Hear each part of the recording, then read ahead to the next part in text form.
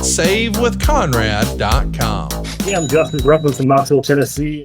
What got me to Save with Conrad was the 83 Weeks podcast. I really wasn't thinking about getting rid of any debt. I just wanted to cash out some equity in the house to do remodeling. But I did both, so that was pretty awesome. Worked out great. We redid the foyer, built pantry space, and there's little odds and ends when I first bought the house that I wanted to take care of, and we were able to take care of it. So, yeah, paid off 2 cars and some credit card debt. So probably all in all, getting $30,000 in that. And then I got some $30,000 more equity out of the house, and still plenty of equity left over. So payment's good. I lowered my interest rate. I'm in a much better spot than I was. Super easy. Everybody was great. Very, very awesome people. Francis and Steve were great to work with. They were awesome. Made it for a very easy, seamless experience. I'd probably say all in all, probably $1,000 a month at least. I lowered my interest rate, especially the way the interest rates are right now, which is, that's amazing. I'm Justin Bruckman from Knoxville, Tennessee. I saved over $1,000 with SaveWithConrad.com, and I did a lot of renovations with that money as well. NMLS number 2129, Equal Housing Lender. SaveWithConrad.com.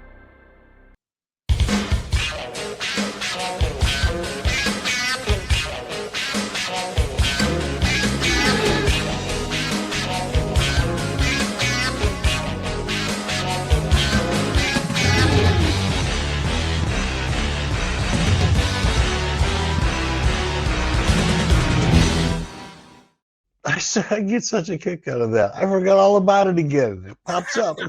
That's fun.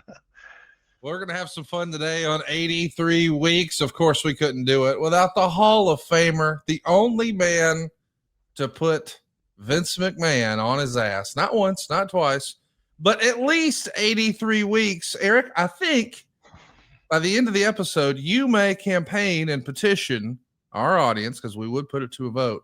Should we rename the show to 100 and some odd weeks? Let me explain. Earlier this week on Something to Wrestle, we talked to JBL about the news that broke. I can't believe this is real. 25 years ago this week, that WCW was for sale and the WWF was first in line. Now this, of course, you might be thinking to yourself, that happened in March of 2001. So what are we talking about in the year 2000? Well, in October of 2000, there was a report from Multi-Channel News that came out that said Mandalay Sports Entertainment and World Wrestling Federation Entertainment were both speaking to Turner Broadcasting about buying World Championship Wrestling. Now, of course, a couple of days after that, Mandalay comes out and says, actually, we are not trying to acquire WWE or WCW. And that left only Vince McMahon in the race. And I guess as the story goes, Vince really wanted to purchase WCW in October of 2000. But let's remind you what had happened around that same time, Eric. WCW was obviously struggling, and the WWE had just switched networks. They had just switched from USA over to Spike. And in the process, that sort of booted ECW off of the former TNN. So now ECW's displaced. They don't have a home because, well, they got the bright new shiny WWE object. But that meant that Vince had just entered into a new contract with Viacom. Now, when this opportunity bubbles up to the surface, you would think, oh man, can you imagine? Vince McMahon's going to get his hands on Nitro on TNT and Thunder on TBS.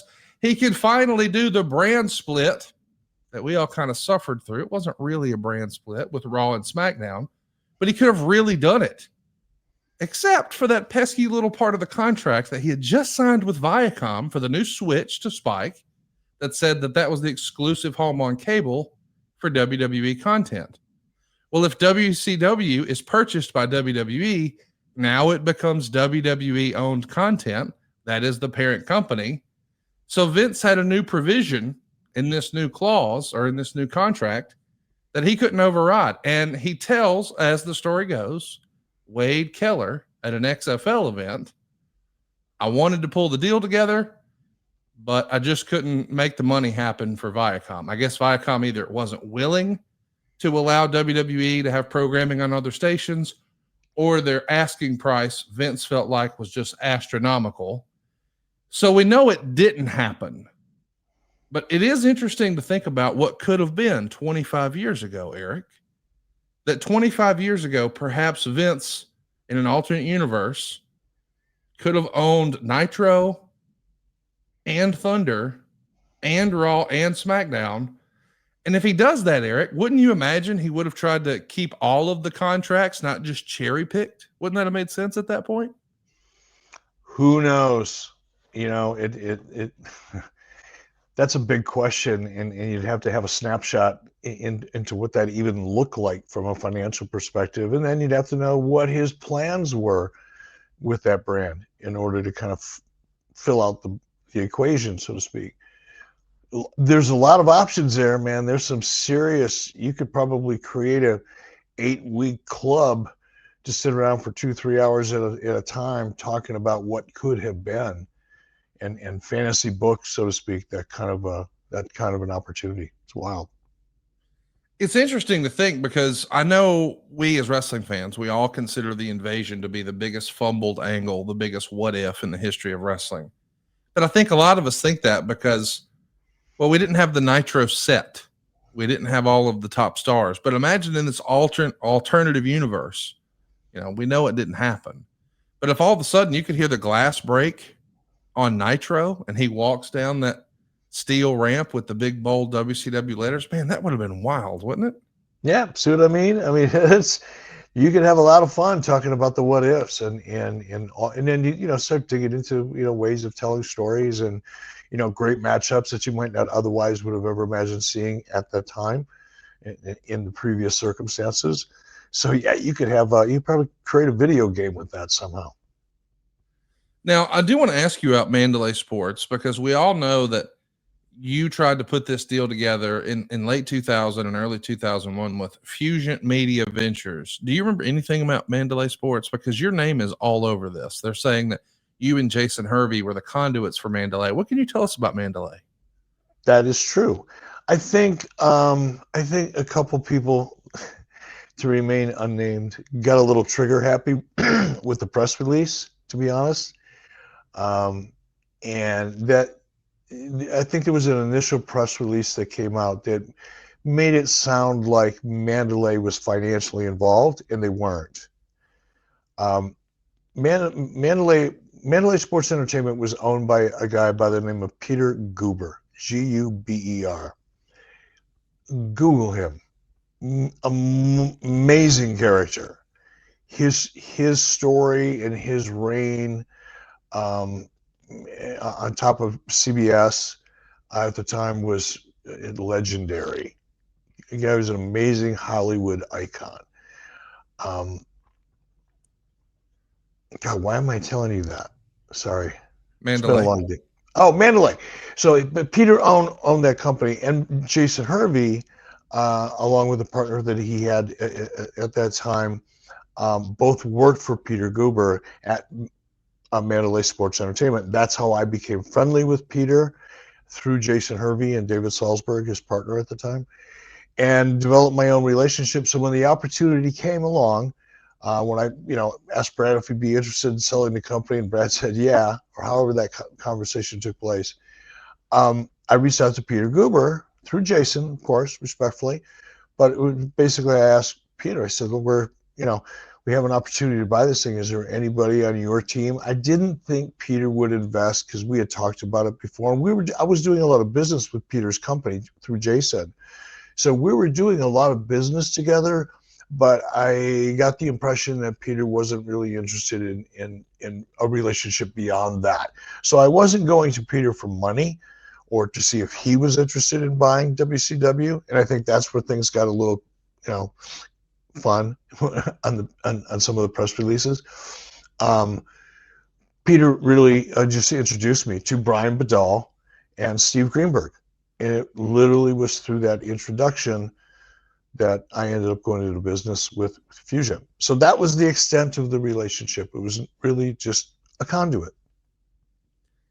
I know you probably have no way of knowing, but I've got to ask.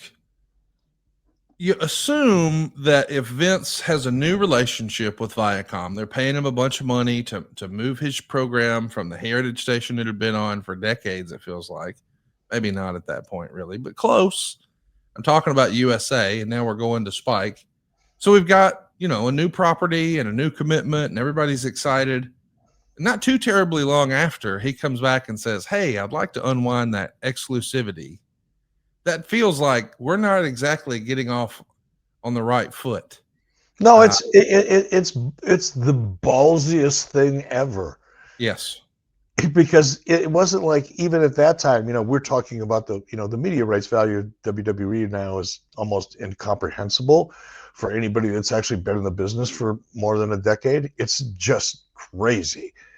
But even it certainly wasn't at that level back during the time we're speaking of, but it was still significant.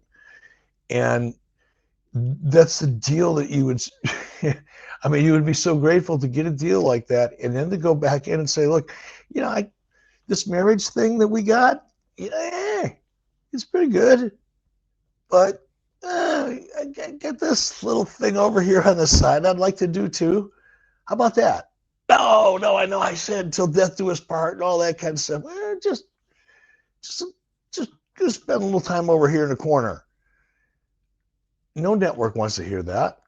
They don't want their investment at that time, a significant investment. If you're looking at this purely from a network executive's perspective, they're buying a brand, they're buying a property, but they're buying the brand that comes with it. And there's a difference between having exclusive control, so to speak, in terms of distribution over that brand and sharing that brand with others. There are relationships like that, but they're nominal in cost compared to an exclusive brand relationship, whether it be sports or, in this case, sports entertainment. So, yeah, it's a ballsy move. It was a ballsy ask. He didn't get it, but ballsy. The timing is incredible. I mean, here in Alabama, and I know you're on the moon right now, it's October 9th. And to think that happened 25 years ago this week, they started on the new channel September 25th. So you're talking 2 weeks later, my man's like, I know we just got here, but you've got 2 or 3 episodes in the can. Look, it's like the metaphor I was laying out for you. It's like they're still on the honeymoon. Yes, I'd like to open the relationship.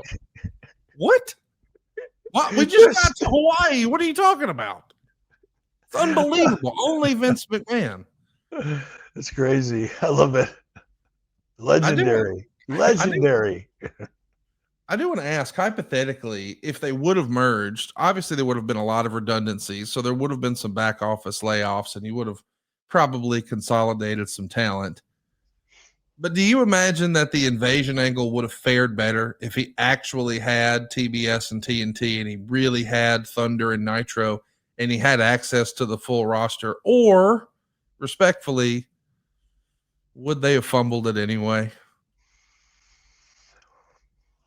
I think there's really 2 answers there. I think the first answer is going to be probably the most accurate, but you'd have to leave some room for the second. They'd have fumbled it anyway because of the second reason. They just wouldn't have been as committed to it creatively. It's still, and I believe this to this day, I don't believe the stories about, burying WCW guys. Yes, that happened and probably was to an extent true, but it's also rite of passage. Whose team are you on? There's a psychology behind it too. You want to know how committed this talent is to you, just like they want to know how committed you are to them. It's a 2-way street. So I could see situations where guys were put in less than great spots as a gut check. What do we got here? Team, kind of team, not a team player? Move along.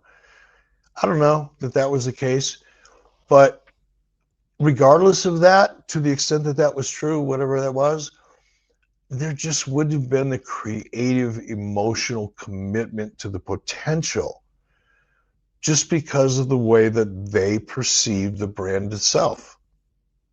They're still in denial, dude. There are still people who are friends of mine that are in denial. on certain aspects of how it all went down. And that's fine. I mean, it's like, I don't care. But that feeling, that attitude amongst some of the real veterans is still there today. Trust me. We kicked their ass to the point where they were almost down. And that leaves scar tissue or perception issues. It is what it is, man. It's fun. At least some of the newsletters were reporting at the time that if Vince got control of WCW here in October of 2000, and there really were two companies, you've got Raw and SmackDown on one side, you've got Thunder and Nitro on the other side, that perhaps Jim Ross would have been put in charge of WCW at the time. We know that he ran talent relations. We know that he's obviously had a hand in production, being the voice of the league for so many years. How do you think Jim Ross would have fared in your seat if he got that opportunity and call it October of 2000? I think he would have fared very well, because he would technically, yes, he would have been in my seat. Operationally, he would have been in an entirely different company that he was already comfortable with, who already trusted Jim and gave Jim a lot of responsibility. So had Vince tapped Jim, which I believe he probably absolutely, he most likely would have tapped Jim for that role, because it would have been an extension of his existing role. It would have just made sense. And I think Jim would have absolutely lived up to the task, if for no other reason, and obviously his work ethic chief among them, and loyalty, right there with work ethic. If he's in, he's really, really in, or at least he was then, for sure. And he was in WCW too, while he was there. I think he would have excelled at it. I do want to ask, it would have been super interesting to see what a Jim Ross ran organization looks like. Sign me up for that. And again, that's not a Jim Ross ran organization. I mean, Jim would have been running it, yes, but that was the WWE operational model, which is a very unique model, because it's a unique business. But it was well developed and finely tuned under Jim as well. So Jim would have rolled that right into WCW. Once you were the front runner with Fusion Media, we'll call it 2001, a few months later, were you ever able to get any sort of feel for how the talks with Vince had gone? Was that ever even discussed? Never even discussed. Keep in mind, everyone, I wasn't, I brought Brian Badal to the table and Steve Greenberg. I brought them, we formed our partnership and then made the offer as a company, as an entity, and that was what started that process.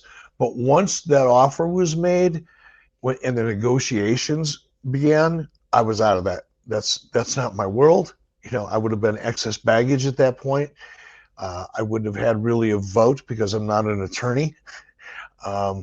So I didn't get a lot of visibility into the deal making process or really hear any of those types of discussions. I was involved in helping to raise money, because I think Brian and Steve put in $5 million of their own as seed capital, and then went out and raised an additional 15, I think, and around, because I was part of, I wasn't a part of the seed round. Those discussions I wasn't a part of, but the subsequent rounds, I was a part of that dog and pony show on Wall Street. So that I had some visibility and access to, but not any of the negotiations or talking about the deal. I do want to talk a little bit about Nitro 30 years ago this week too. But before we do, I got to brag about Tecovas. Anywhere worth going is worth going. In good boots, you can find your perfect pair with Tecovas. When the leaves start changing, that means it's boot season. Whether you're in the office or out on a date or just meeting up for a casual hang, boots are great because you can dress them up or down. And if it's still hot where you are, man, Tecovas slip-ons are a great warm weather alternative to boots, and they still bring that cool Western flair. I should mention, beyond boots, Tecovas also has a wide selection of men and women's apparel, bags, and even other fine leather goods. All of the Tecovas heritage-made cowboy boots are crafted in over 200 steps, all done by hand in Leon, Mexico. From the first stitch to the final lemonwood peg, Tecovas boots are made in over 200 steps by hand. Tecovas knows what y'all means. It means all. So your size, your style, your need, you're going to find your perfect boot. And that's really what's so special about Tecovas, is that they feel right out of the box. There's no uncomfortable break-in period. They're going to be comfortable right away, and they're ready for you right now to make a statement on game day or maybe at your next tailgate. They'll keep you comfortable on your feet at the tailgate all the way through overtime. And with football season here, you should check out their latest colors. You might find the perfect boots for game day. And with over 45 different Tecovas stores across the country, you're going to always find a friendly place to stop in, say howdy, and grab a cold one. I want to brag on their in-store experience. It's unparalleled. They've got expert staff. They've got complimentary beverages, sign me up, and customizations. You got to get some Tecovas. Right now, you can get 10% off at tecovas.com/83weeks when you sign up for email and text. That's 10% off at tecovas.com/83weeks. Let me spell it for you. That's TECOVAS.com/83weeks. Tecovas.com/83weeks. See site for details. Tecovas, point your toes west. Love Hey, those speaking boots. of pointing your toes, where did you point your toes? Where are you right now? I'm in Bismarck, North Dakota. Welcome, everybody, to beautiful downtown Bismarck. Lori and I are driving from Cody. We left this morning, and we're driving to Minneapolis to spend a weekend with my brother and sister. Good deal. Well, I hope you guys have a safe trip. I also want to ask a little bit about Nitro 30 years ago. I can't believe this is real, but October 9th, 1995, you guys were at the Rosemont Horizon in suburban Chicago. I actually want to ask you about the Rosemont Horizon. Historically, that was always a WWE building, and it feels like they had a stronghold on that building for what felt like forever.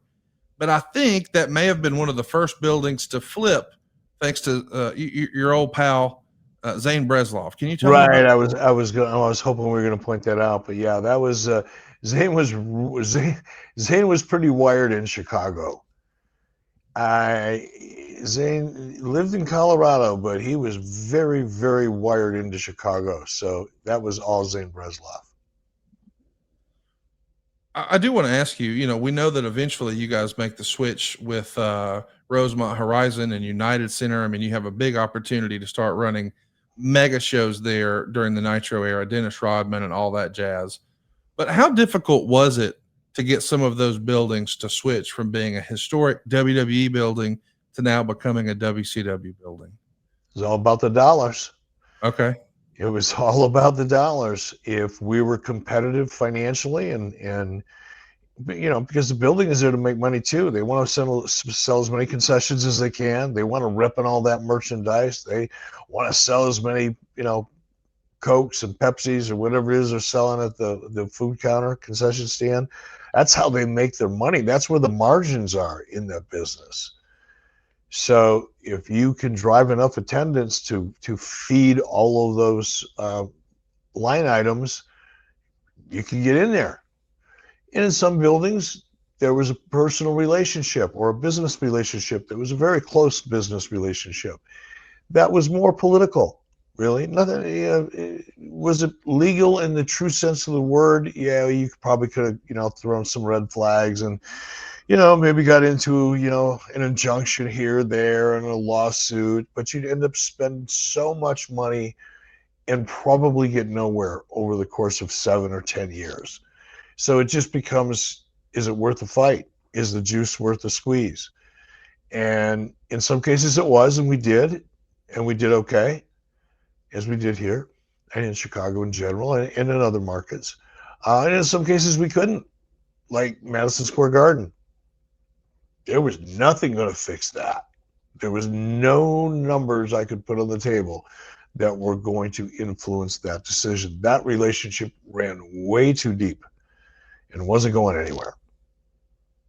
I do want to ask you, and Lord, I'm not trying to get anybody in trouble, but I just want to mention something I've heard through the years, that occasionally there were relationships with the people who worked in that building and the companies that were booking them, and maybe the liaison, the middleman, he or she may or may not have gotten a kickback. Have you heard of that before? In every business, I mean, sure, it's the entertainment business. You can probably start at the top of any genre of entertainment and work your way down and find the same fact patterns. Of course. But you get to the point where, you know, sometimes, like I said, it's worth it. It's worth the fight. If the market is there and that's an important market, you need it for strategic growth or tactical growth, yeah, you fight for it, and you'll get it. It's just how much you're willing to spend to do it. How often did you have to arrange those padded envelopes, we'll call it?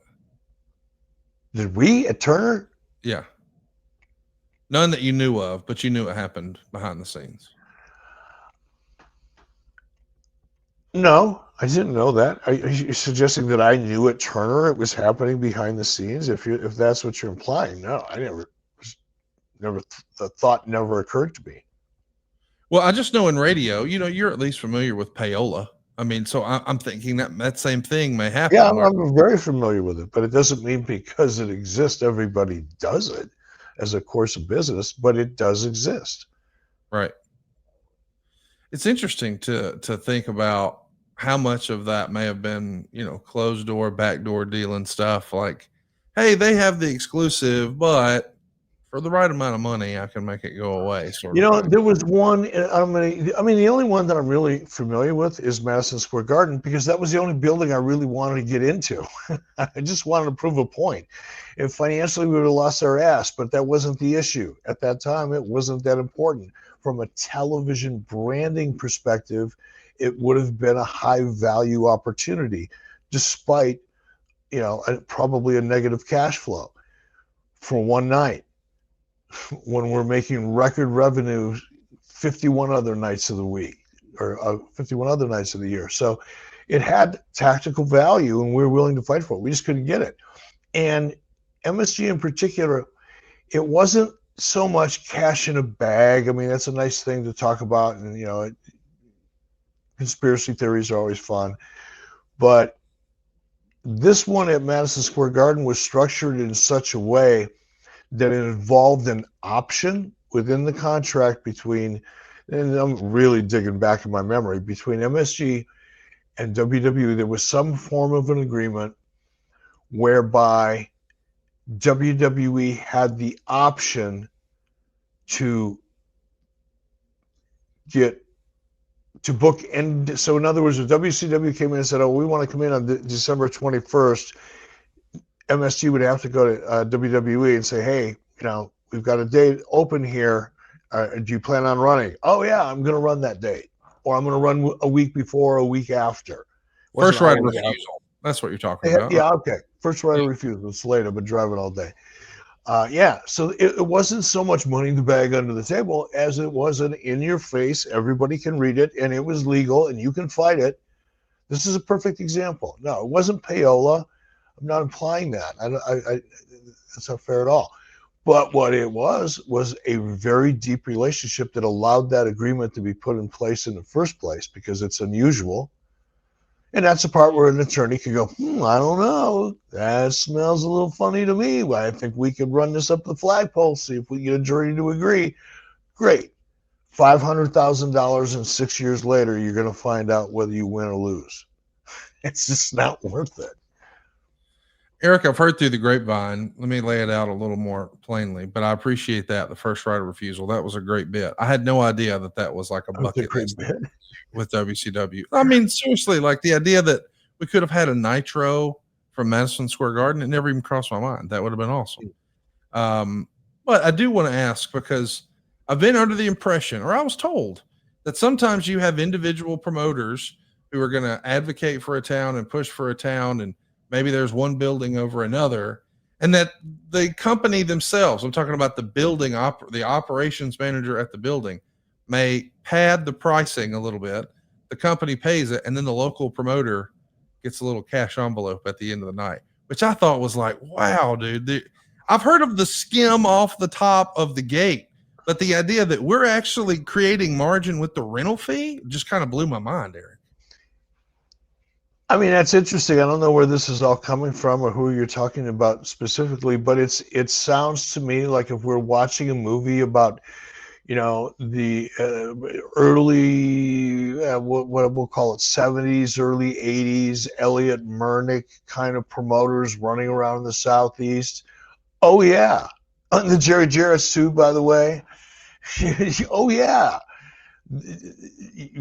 Yeah, it existed, like I said, in probably every form of entertainment, but particularly in professional wrestling because of the touring aspect of it. And you've had an opportunity to kind of figure out a way to make an extra buck here and there in some nefarious way, but get away with it. Sure. Happen all the time, I'm sure. It sounds like somebody's describing a scene in a movie. Let's talk about Nitro. 30 years ago today, as we're recording this, the dark matches that night at the Rosemont Horizon were Paul Orndorff beating the Renegade, DDP beating Alex Wright, Eddie Guerrero over Dean Malenko. Whew, what a match that must have been. And the Taskmaster gets a win over Randy Savage. When we actually start the show, yourself, Bobby Heenan, and Steve McMichael, they're all wearing Bears jerseys.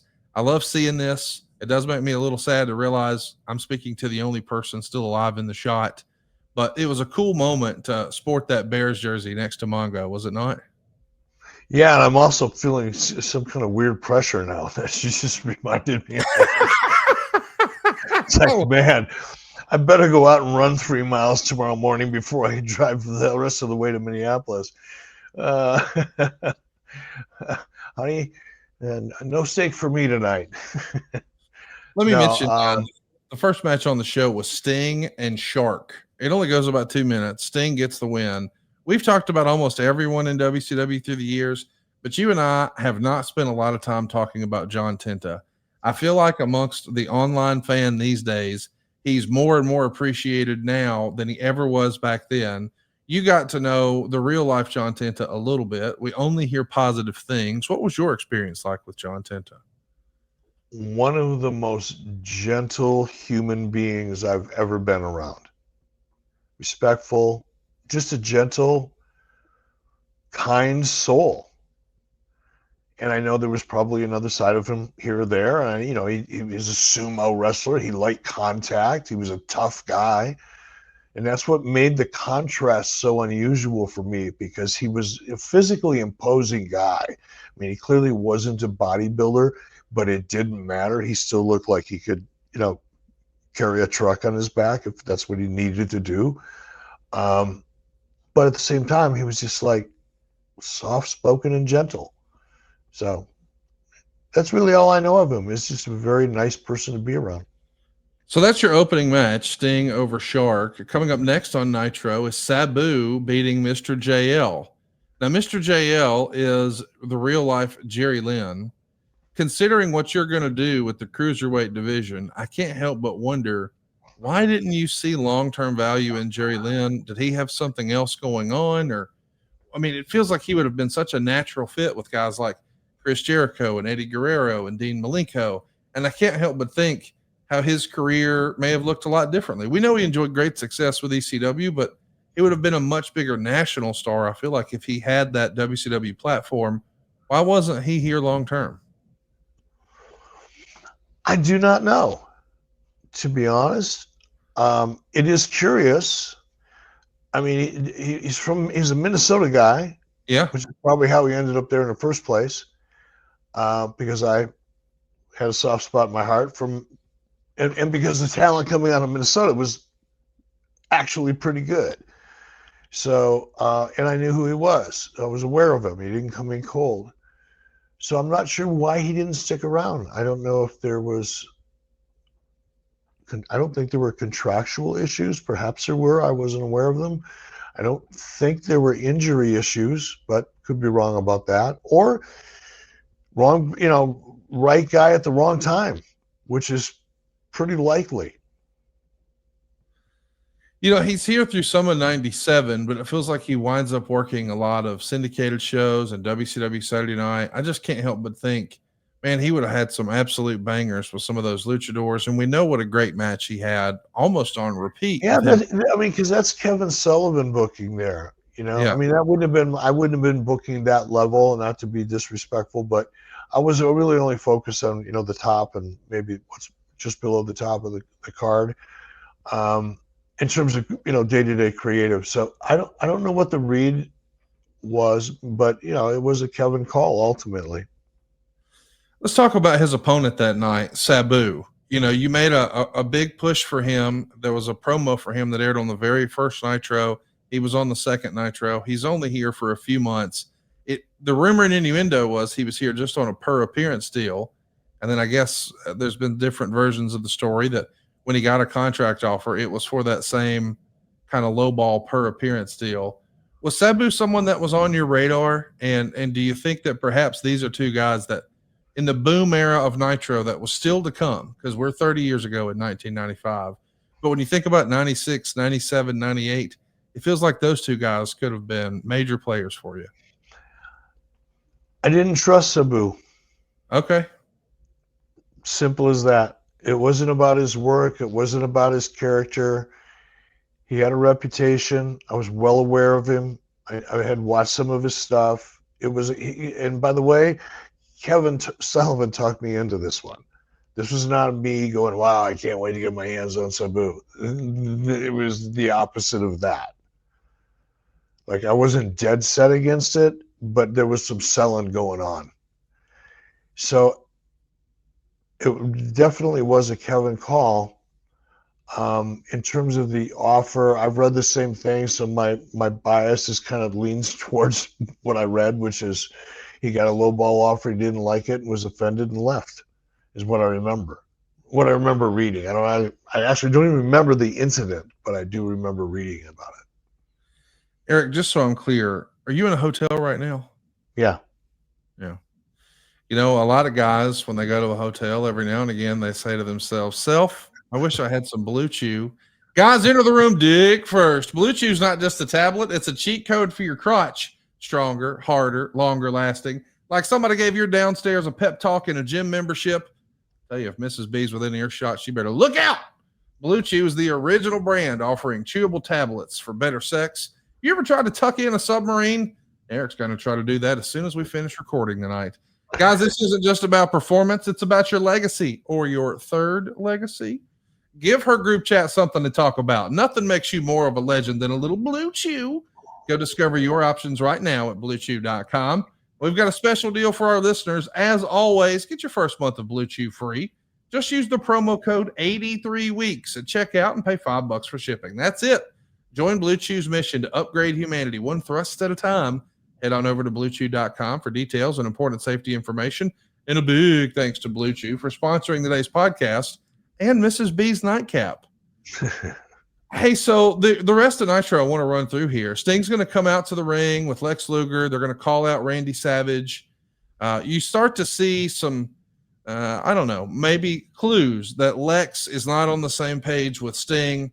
They're sort of shouting at each other a little bit here. It almost feels like we're teasing a Sting turn because Sting is going to call Lex pathetic and not the total package.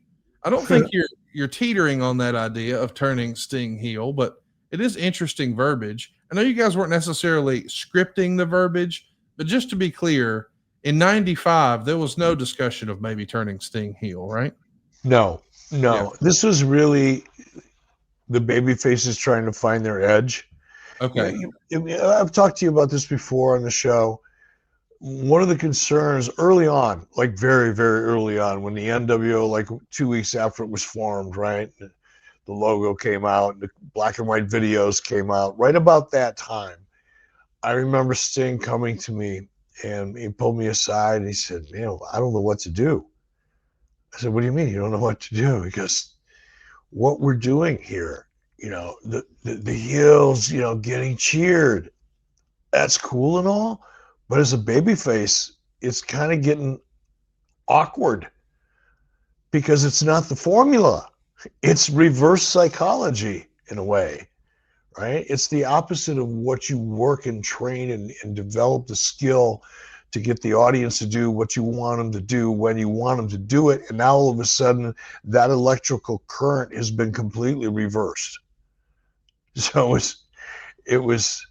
I think it was Lex and Randy to a degree as well.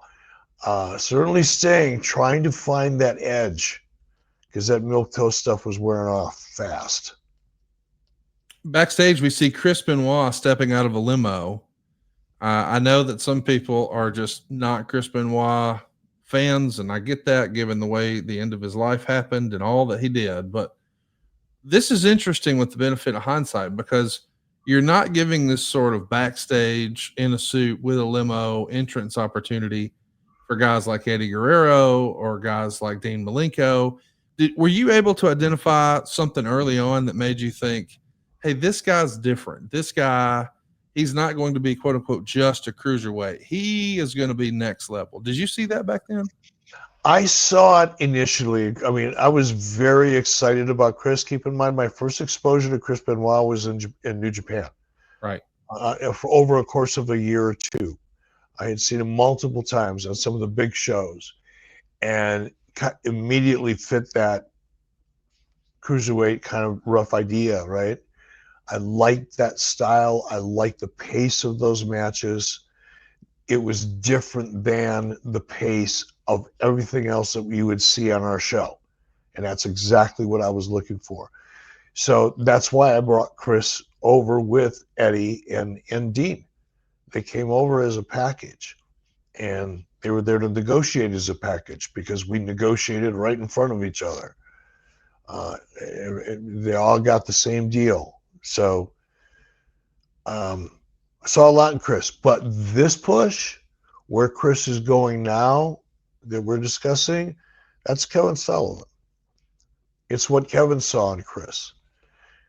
And obviously look at, kind of protracted story that they developed for each other that got real life crazy. Yeah. Disco Inferno is still a relatively new character here, but he's going to find himself dancing around during Hawk and Big Bubba's ring intros. About a minute into the match, he's even dancing up on the apron. It pisses Hawk off, so he's going to jump down and start beating the tar out of Disco Inferno. He winds up getting himself counted out. I'm bringing up Disco here because this is a young guy, a new character to WCW, getting really a lot of TV time in the early days of Nitro. Who would have been a big advocate for Disco behind the scenes for him to get this much TV time? Is that a Kevin Sullivan thing? It feels like Hulkster would have really liked Disco's gimmick. No, it wasn't Hulkster. It was DDP primarily, with buy-in from Sullivan. Sullivan saw it. He liked the entertainment of it. And look, I know it's, fun to beat up on Glenn Gilberti, but in the ring, Glenn Gilberti was pretty damn good. His character was over the top and goofy as Fiazuk, but he did it so well you still hate him for it to this day. Yeah, he did his job. He understood the assignment. So much respect for that. But that really would have been DDP pushing to Kevin and Kevin probably tapping out and saying, okay. Because DDP really is relentless.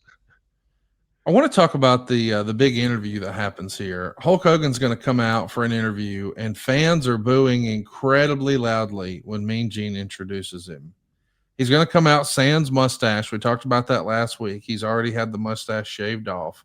But he's got a black outfit on, a black bandana, black shirt, black pants, even a black neck brace. And he's going to start ripping into the New York promoter's ego. And he's talking about the Giant. This is sort of the start of what I guess we would call the dark side of Hulkamania. What was supposed to be the end game here? Because he drops it several weeks later at the World War III pay-per-view. And I don't know if that was the original plan, but I guess I want to ask two things. What was the original plan of Dark Side of Hulkamania? Like, what was the end game supposed to be, if there was one?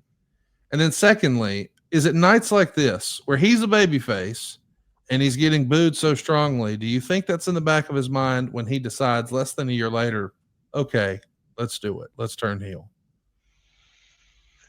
Maybe. I never thought about it till you just laid it out that way.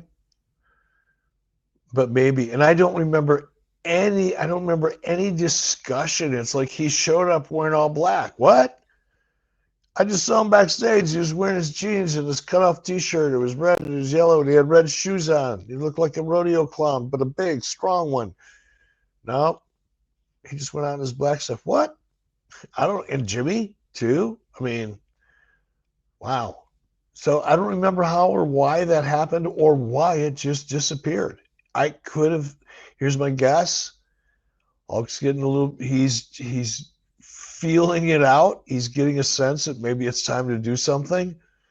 And he just decided he was going to go out there and throw a little chum in the water and see what happens. I would put a lot of money on that because there was no creative end game discussed. Like, I didn't even know it was going to happen. So that's my guess. I do want to ask you about the main event because we've got Ric Flair and Arn Anderson in a cage, and Arn is going to beat Flair with a foreign object in the cage. Pillman's trying to interfere. Flair's going to knock him off the top of the cage, but when it's all said and done, there's like 2 or 3 minutes left in the show, and the announcers are left to sort of fill that time.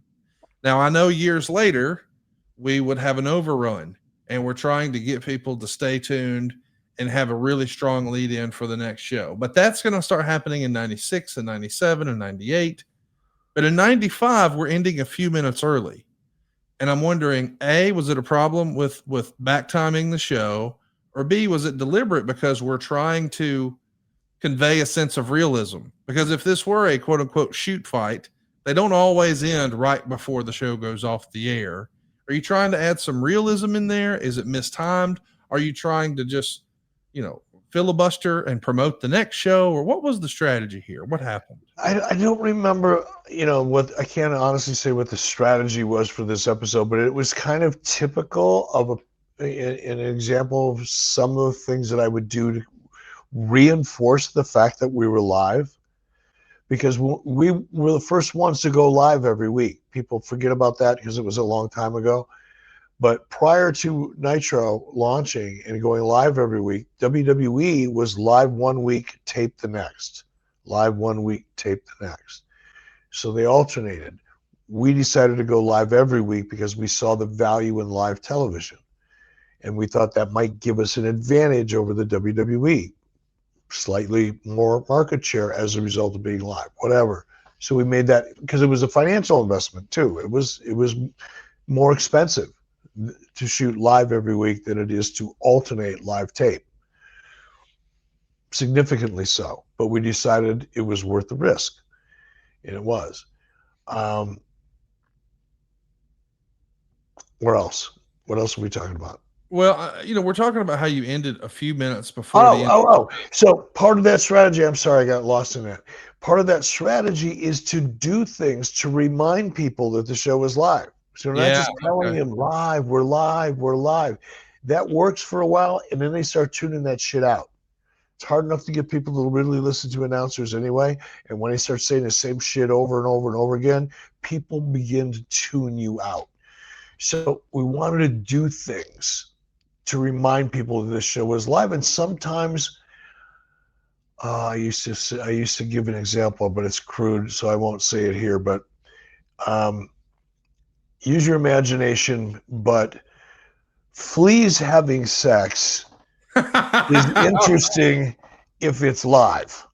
Yeah. Like if you could get, you go to the Discovery Channel and you get one of those macro lenses that the scientists use where you can see all kinds of shit you can never see any other way. And you're zooming in and you're seeing for the first time ever how fleas actually mate. Now, if you're interested in science and what's the word, study of insects, is it etymology or entomology, whatever it is, you study bugs and shit, this could be really interesting, right? Like you'd watch it. because it's fleas and it's live. They're actually procreating for the first time. A human being is seeing how this happens. So some people, it's their thing. So we went live. And we did things to reinforce it. I'm sorry. Having too much fun. No. I love when you have fun. Meanwhile, what you're up against that night on Monday Night Raw, not that good. We get a big 6-man tag with Yokozuna, Owen Hart, and the British Bulldog taking on The Undertaker, Shawn Michaels, and Diesel in a 6-man. That's a great match. It's a long match, but it's only one of 2 matches that we see that night. We also see Fatu get a win over Skip, but these are quick, short matches. And then we've got lots of highlight packages. We're going to see Bret Hart versus Isaac Yankem, but that's just a clip from SummerSlam. So it's interesting to think about all the recaps, all the backstage vignettes, all the packages, but there's really only 2 matches. So this may be better than most weeks, really accentuates the difference between live and taped. I mean, it's not great stuff, but interesting. Well, and Conrad, that might have been very, I mean, this format, as you just laid out, is very unlike WWE at that time. Yes. It's a very different format. The reason for it is probably them reacting to me giving away finishes. I can't give away a package. I can't, you know what I mean? I can't ruin a show that I haven't been able to see and edit. I didn't even think of that. Wow, that's interesting. I wanted to talk about the ratings that night because the previous week you won, which is another reason I think they may have said, hey, let's show multiple Bret Hart matches in here. Maybe that'll help. But both shows score a 2.6 rating. And that's usually where people leave it. But I want to remind you that Nitro in this era had a replay. WWE did not have a replay. So Brandon Thurston over at WrestleNomics, we're big fans of Brandon's work. He did the math recently. And I don't know if you've seen this, Eric.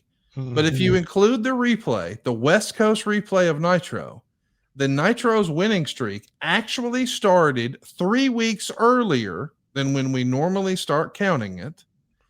And now it also goes a whopping 5 months later than what we've been counting, all the way to November of 1998. So I'm saying all that to say, Eric, next week, we may need to introduce the world to 100 and some odd weeks. Let's do it. Isn't that great? We could put, 83 over 183 or whatever it is, so it looks like a blood pressure thing. It's unbelievable to think about. How have you? That was in front of us this entire time. But if you're really counting the number of people who watch Nitro, why would you not include the replay, right, Eric? No, you'd absolutely. I mean, look, if you wanted to argue this in court as to why it's ethical and accurate to do so, I'm going to step just a minute into the weeds. When you look at that head-to-head Nitro Raw number, at that time, the way ratings worked is if you could hold a Nielsen viewer for more than half of 15 minutes in total, then you got the quarter hour. Basically, I think that's how it worked, right?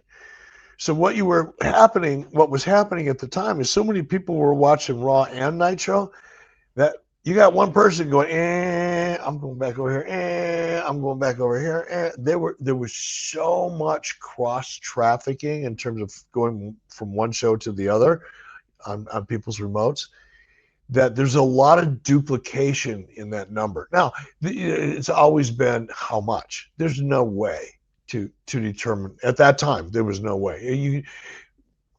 Maybe you could have spent a couple $1 million to try to figure it out. But at that time, in terms of what was really accessible to us, you couldn't really go too far beyond quarter hours. So, pick me up. Where were we? We're talking about the rating for the replay. Oh, for the replay. So here's the argument for the replay. That would have been a totally unduplicated number. That number for the replay was a real number because there was nobody going back and forth. That just happened to be that measure of audience west of the Rockies, right? That was a real number, whereas the original play number, there was a lot of duplication in that number. But yeah, you would absolutely make the argument that they should be cumed or added together.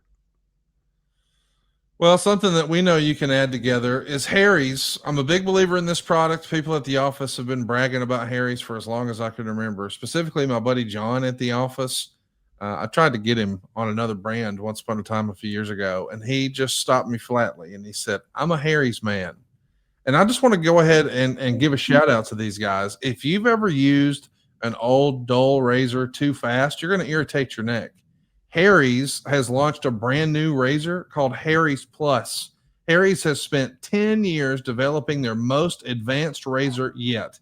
Yes, they have an entire decade of R&D here to give you the most smooth shave possible. Yeah, the smoothest shave possible. And this is the biggest launch in the history of their company. So if you're looking for an incredibly advanced shave, but you still want to pay less than the other premium brands, buddy, Harry's Plus is for you. And here's what makes Harry's Plus an upgrade. They've got an advanced pivoting system to make reaching all the corners of your face even easier. They've got refined blade technology for an even closer, more comfortable shave. The blade spacing is optimized to glide smoothly and avoid clogging. They've got a weighted metal handle. This is our heaviest handle yet for more control. And with Harry's, you get a barbershop quality shave with German engineered blades. Each blade is honed at 3 different angles to cut hair cleanly at the root without tugging. And even after all this innovation, Harry's Plus still costs less than Gillette Fusion. How about that?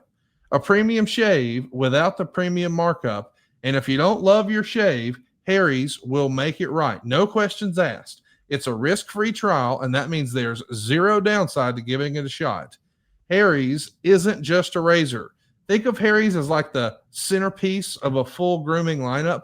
They've got the shave gel, the body wash, all designed with the same attention to detail, and everything is delivered straight to your door from Harry's own factory to your bathroom. There's no middlemen. There's no markups. Just premium gear on your schedule. And right now, for a limited time, our listeners can get the Harry's Plus trial set for only $10 at harrys.com/83weeks. This set includes the all-new Harry's Plus razor, 1 refined 5-blade cartridge, a 2-ounce foaming shave gel, and a travel cover to protect your blades on the go. Just head on over to harrys.com/83weeks to claim this offer. And after you purchase, they're going to ask you where you heard about them. Please support our show and tell them we sent you. 5, 4, 3, 2, 1. It's time to count down the top 5. Brought to you by SaveWithConrad.com. All right, Eric, we've had a lot of fun talking about these top 5s, and specifically, we've been talking about what worked in the WWE and what didn't work in the WWE. And now we're going to break down the top 5 reasons that the WCW Invasion angle failed. We've talked about this from the NWO perspective, but I think we all know, and we teased it at the top of the show, what if Vince had gotten control of Nitro and Thunder on TNT and TBS? The whole thing would have looked a lot differently. Well, that was in October of 2000. By July of 2001, we're here. The Invasion pay-per-view that year sold more pay-per-views than anything except WrestleMania, and it was a high watermark for years to come. So clearly, fans were excited about it, but that wasn't until we saw it.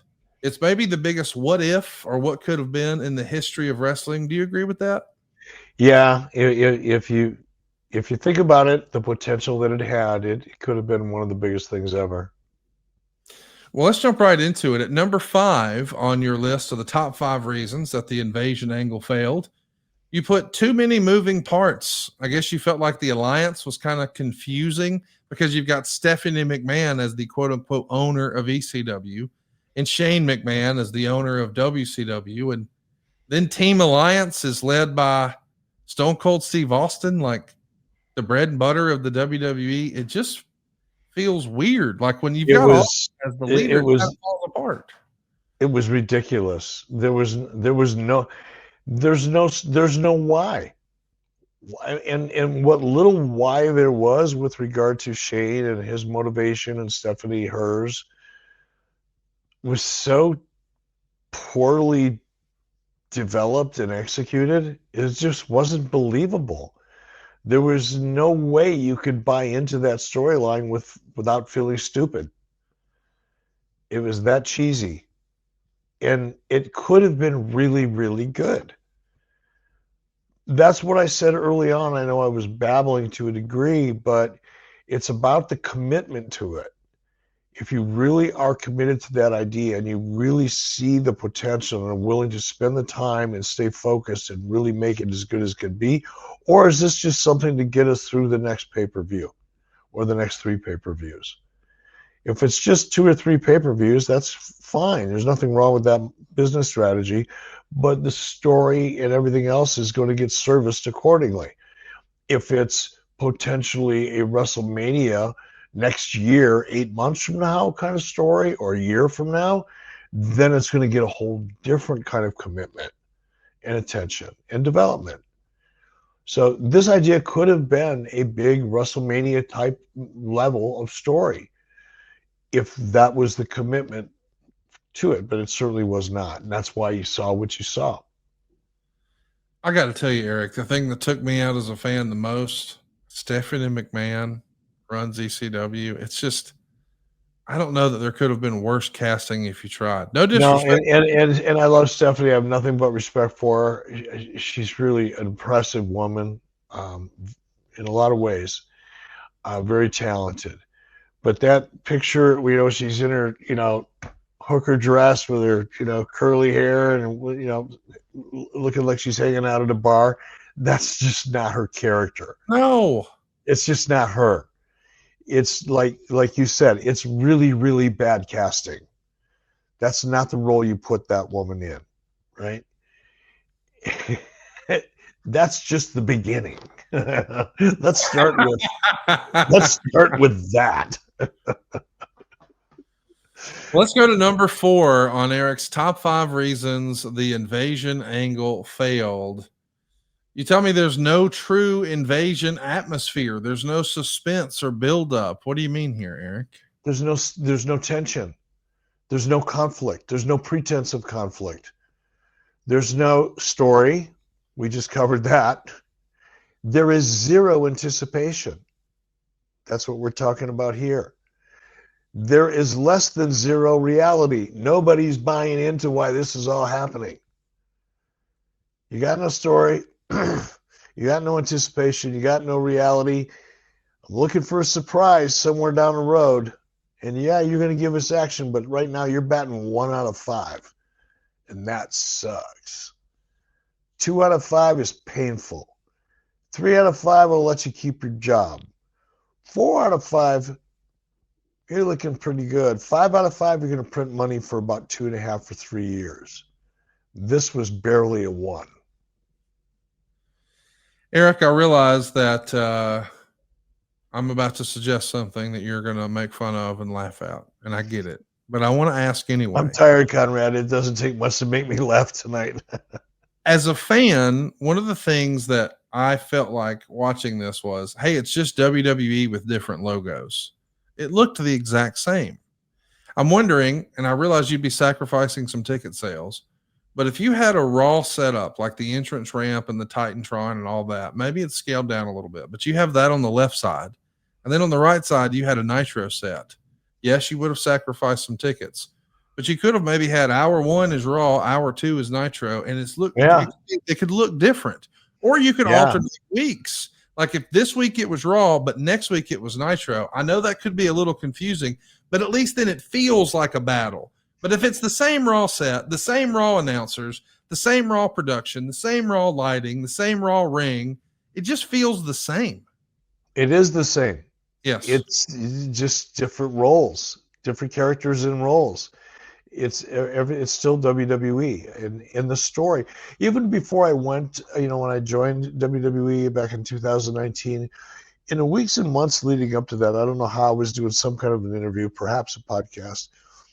And somebody asked me to explain, my take on the current WWE product at the time. And I said, it's cookie cutter. It's like watching cookie dough coming out of a cookie cutter machine. You like the cookie dough. Everybody loves cookie dough. but it's the same cookie dough every single time. And the cookies that come out look the same, taste the same, smell the same, go into a package that looks very much the same. There was such a sameness across the board in the entire WWE presentation at that time that it really stood out to me. And I don't know. Well, sorry, I was going somewhere and I forgot. I'm really tired. I've been up since 1 o'clock this morning, so I'm beat. I think in the future, maybe we don't do any more late night 83 weeks. No, man. I feel fine. I drank about 2 pots of coffee on the way here, so I'm not going to fall asleep on you, but I drift off in my head. Well, let's see if we can keep you focused for number 3 on your top 5 reasons that the invasion angle failed. You wrote WCW was made to look inferior. I mean, I guess that's true from day one. WCW was booked to look inferior. So where do we go, right? Well, that goes back to some of the, the perception and the attitude amongst a lot of veterans who damn near saw their lives, get turned upside down by WCW and Nitro. Those feelings for a core group of people were very, very real, because the fear was real. The fear of loss was real. The fear of the future was real for them. So, yeah, they ended up winning. They bought the company, and on the surface, everybody loved everybody. And, hey, we're glad you're here, mucker feather.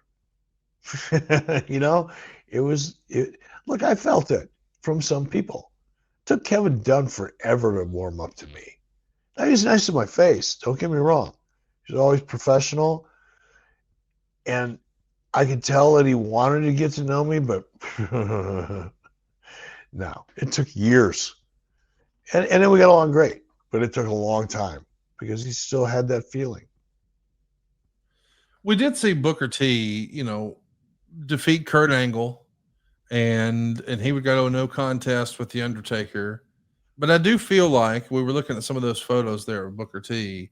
If he would have been victorious and beaten The Rock, don't you think that could have made Booker T in the minds of a lot of WWE fans? It would have certainly elevated him, and I think Booker T was certainly worthy of that opportunity. He didn't get it, but he certainly was more than qualified for it. It would have been interesting to see because Booker T's got a massive personality. He drips charisma. I mean, he's one of those people that when he walks into the room, and he's a big guy. I mean, obviously he's a very big guy, but he's also one of those cats that when he walks into the room, whether you're looking in his direction or not, you're aware that he walked into the room. He's got that kind of aura and magnitude of character. So he could have made it. He persevered despite some really bad booking. I think myself and a lot of others were just lost that he did not beat Triple H at WrestleMania a couple of years later. It felt like from the beginning they were trying to put him in the mid card, but hey, the cream always rises to the top. It all worked out for Booker T. Let's take a look at number 2 on Eric's top 5 reasons that the invasion angle didn't work. And this is probably the biggest one, or maybe second biggest one for me too.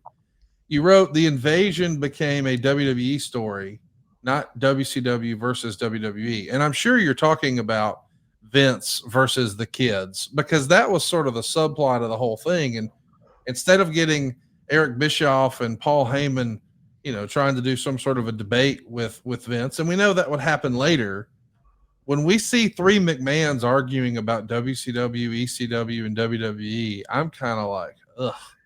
Dude, it's no different. I know I say this a lot. It's no different than if you've ever been to a movie that loses you in the first 5 minutes. That's it. You're done. You're out. You're going to sit there. You're going to waste 2.5 hours or 2 hours watching a movie you know is going to suck. That's what this was. They never even got through in Act 1 before this thing bombed, because it was just not believable. It was creatively insulting. even looking back at it now, and everything looks cheesy 20 years ago, right? In the time you think you're doing cutting edge shit, you look at it 20, 25 years later, it's so cheeseball. But even with that in mind, this was really cheeseball. Well, I think we can all guess what number one on Eric's list of the top 5 reasons that the invasion angle didn't work is easy. Lack of WCW's top stars. No Sting, no Goldberg, no Flair, no Nash, no Hogan, no Hall, no Eric Bischoff. We do get Booker And you know T. what, Conrad? Now that you say that, I apologize for interrupting you, but this is important. Maybe that's why they did what they did, because they didn't have the brands. Yeah. I mean, I'm sitting here, busting their balls for what looks like really bad casting and creative.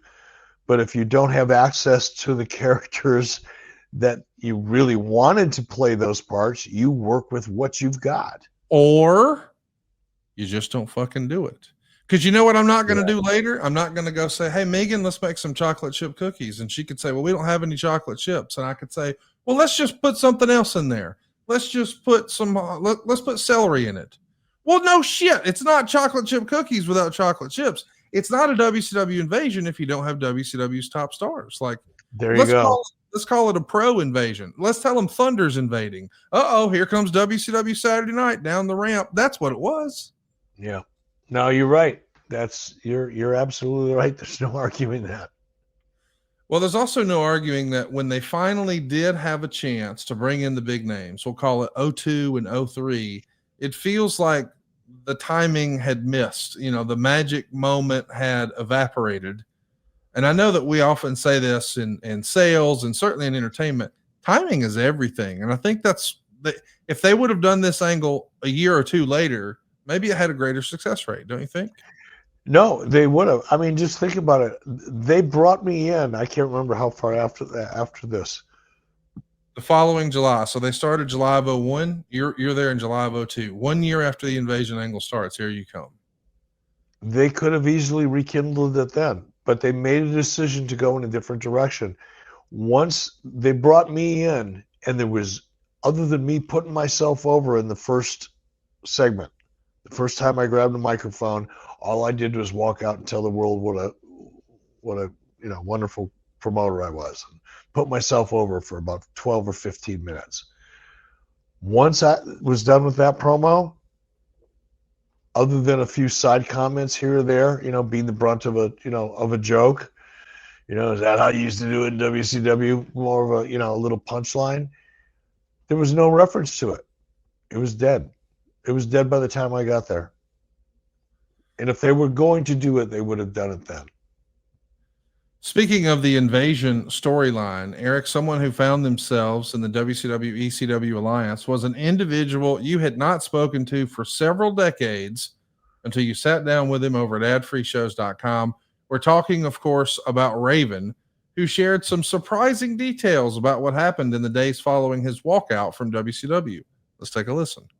It was a big life decision. Do I stay quit or do I go back? And plus I had the meeting with Brad Siegel on the following Monday. I met him out, and then I started talking to him, and I ran some ideas by him, and he really liked them. And I plugged myself basically, and he said, and so he scheduled a meeting for me on Monday morning after that weekend that I quit on, and so I still went to the meeting, and he asked me a bunch of stuff. I feel like that you felt that I buried you there in that meeting, but I never did. The only thing that I said that was negative towards you was I thought you were staying with a pat hand too long, with Hogan and the same guys had been on top forever, staying on top. But other than that, I didn't have to say a bad word about you. And because I still felt, whether you called me out and I walked out the door or not, that, that I respected you and I respected your work and I respected what you did for the business. So I didn't, like I said, the only thing I felt was that you played a pat hand too long.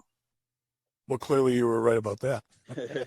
I always felt like there was some animosity there and I kind of felt like it might have stemmed from that, or that's what I had heard through the grapevine, but who knows what. I'll be honest with you, Raven. You talking about a meeting with Brad is, if I knew about it before this moment, somehow got deleted from my mind because this is the first time I've heard that. Oh, all right. Well, then, I'd be a little hot at Brad because the idea of Brad having a meeting that he didn't ask me about or let me know, because he wasn't my boss at that time. right. So for him to meet with my talent in a separate meeting without giving me a heads up first, I'd have bitch slapped him verbally. But I don't. This is the first time I heard about it. Check out the full sit-down interview with Eric and Raven right now. It's exclusively over at adfreeshows.com. And while you're there, we've got a ton more Bischoff bonus waiting for you. Exclusive bonus episodes, watch-alongs, live interactive Q&As, and a whole lot more fun from Eazy-E. You can check it out for as little as just $9 a month at adfreeshows.com. But right now, I want to brag about Factor. You know, Eric and I have been eating good thanks to Factor. Factor meals arrive fresh, ready to eat. They're perfect for any active lifestyle. And you can do this in the summer. You can do it in the fall. You can do it in the winter. We're rocking Factor year-round here at the Thompson household. With 45 weekly menu options, you can pick gourmet meals that fit all of your gains and goals. You can choose from things like Calorie Smart, Protein Plus, Keto, and more. They've got something for every diet, and Factor will power you sun up to sundown. We're talking nutritious breakfasts, on-the-go lunches, premium dinners, guilt-free snacks, and even desserts. Factor's got your entire day covered. Get Factor and all the flavor and none of the fuss. Go get started right now at factormeals.com/83weeks50 off. Use the code 83weeks50OFF and you'll get 50% off plus free shipping on your first box. That's code 83weeks50 off at factormeals.com/83weeks50 off for 50% off plus free shipping. That's factormeals.com/83weeks50 off. It's time for the wrestling news update with Raj Giri. All right, let's welcome into the program Raj Giri. Raj, what's going on, man? How are you? I'm good, man. How are you guys? Man, we're excited to have you on. There's so much news. I can't wait to jump into it. We've got some criminal news, and according to TMZ, we saw a few weeks ago that Raja Jackson was arrested. I guess he's been formally charged with battery. Allegedly, if he's convicted, then he could have a 7-year prison stint. But I'm hearing that he pled not guilty. Is that right, Raja? Yeah, he pled not guilty in Thursday for attacking Stuart Smith at a wrestling event, Knox Pro Wrestling event back in August. He was arrested back in September, released on $50,000 bail. And based on the charges, he could face 7 years in prison if he's convicted. So he's due back in court in November, at the end of November, for a preliminary hearing in the case. So, I mean, it should be interesting. I mean, everyone saw what happened. Basically, there was a backstage incident with Raja and Stuart Smith. Stuart Smith smashed a beer can on his head, you know, kind of thinking he was working. It was one of those things where it was still kind of strange when if you don't know you're working, maybe don't smash a beer can on someone's head. But regardless, that does not give anyone a reason to assault someone like we saw. He basically gave an Arn Anderson spine buster later on in the show. So AJ Mana, who was at the show, told Raja Jackson, he calmed them down. Raja Jackson and Stuart Smith actually shook hands before the show, and then AJ Mana basically told Raja Jackson that later in the main event he could get his receipt at the end of the match. And once the match concluded, as we all saw, Raja Jackson went in, gave him a spine buster, and just connected with over 24 unprotected punches to the head, and caused serious injuries to Stuart Smith. Luckily, he's okay. And so that is ongoing. Ain't no way he's getting convicted. He will never get convicted. He should plead not guilty. I'm sorry. That story is so freaking bizarre on its surface. Like, we all know about it, and news that breaks, and we're kind of, you know, to one degree or another, we're all associated with the culture, some more, some less, but all nonetheless associated with the culture, and therefore become somewhat kind of numb. And as crazy as this is, it's not nearly as crazy as it is to the people who aren't used to hearing this kind of crazy. It's nuts. And it wasn't just Raja. The whole scene is nuts. Well, you couldn't hit him in the head with a can of beer if you're not really working. Explain that to a jury Right. and hope that all of them are going to agree with you. There's no jury out there that's going to hear this story, as bizarre as it is, and have them all agree on anything. It's a waste of time.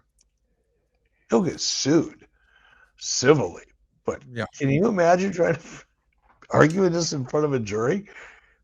I think if the immediate response was Raja throwing punches, that's a different thing. But the fact that it happened later, he live streamed the whole thing, was talking about how he said he was going to F him up during his live stream. During that match, he's like, watch me go F him up. So Half the people on the jury will be going, yeah, he deserved it. Damn. Yeah. I mean, there is that, but he spent several days in intensive care. Well, I've got to tell you, I'm not emotionally invested, but I'm thinking somebody comes up and it's embarrassing, it's degrading, it could hurt you, it's taking a liberty. I'm not justifying anything, but you can understand it. That's the point. You can't justify it, but you can understand how it happened, and it's not just his fault. In my opinion, I'm not on the jury, so it doesn't matter. I agree. And I do think that AJ Mana telling, Raja, who is not a trained pro wrestler, that he can get a receipt, even though he said that, I don't know how in any world you could think that means you could just destroy a guy. But that's a different conversation, by the way. But, wow.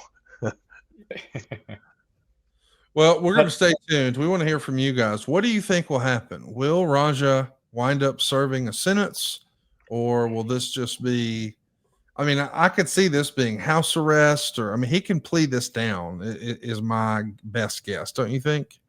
This is California. So, yeah. Okay. So I could see that. He didn't have anybody's head in his trunk. He'll be fine. It's California.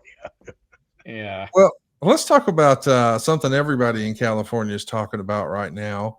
Mr. Giri, the ratings have changed, and I can't wait for you to tell us exactly what's changed, how it's affected all the other programming out there, and more specifically, how has it affected wrestling? Man, it's been brutal for wrestling. But beyond anything we've ever seen, whenever Nielsen changed their methodologies or anything in the past, we've never seen a huge, drastic shift like we're seeing right now. Basically, the old Nielsen rating system, and Eric, you know this better than anyone.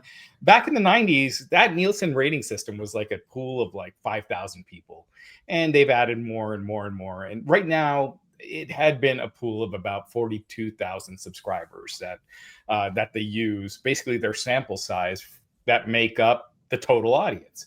So 42,000 people basically up until now had kind of determined what shows ad rates and what shows remain on TV. Last month, Nielsen rolled out the big data and panel system, which started being reflected in the ratings last week. And the big data includes streaming and out-of-home viewing with real-time trends from 45 million devices. So way, way, way, way more devices.